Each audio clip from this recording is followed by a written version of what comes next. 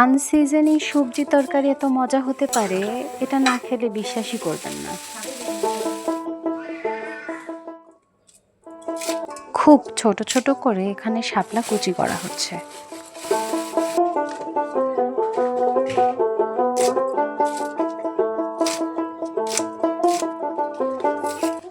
এখন পেঁয়াজগুলোকে কেটে কুচি করা হবে। তার আগে মা 3টি আলুকে লম্বা লম্বা করে কেটে নিল।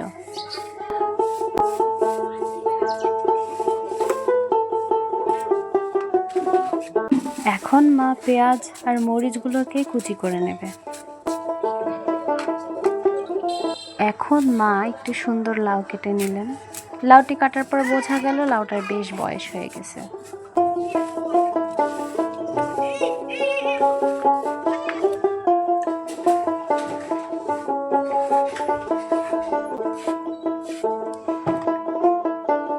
এখন চুলার উপরে একটি কড়াই দিয়ে তেল দিয়ে দিব।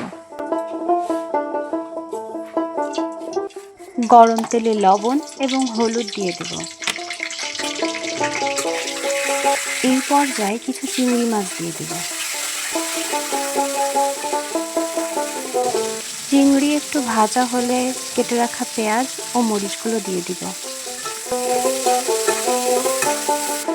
কষানো মশলায় আলু দিয়ে দিব আলু কষানোর জন্য।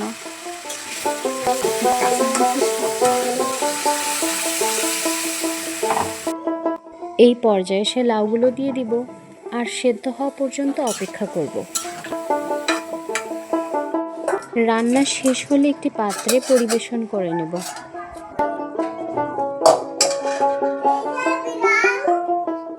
অন্যদিকে চুলার উপর ভাজার তাওয়াটি দিয়ে দিব। তাওয়াটি গরম হলে তেল ও পেঁয়াজ দিয়ে দিব। এরপর একে একে মরিচ, হলুদ ও লবণ দিয়ে দিব।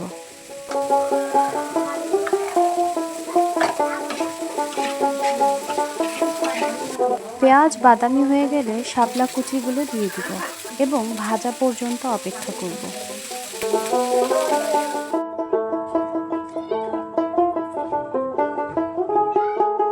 এখন সুন্দর করে সাজিয়ে এনেছি লাউ চিংড়ি আর শাপলা ভাজা।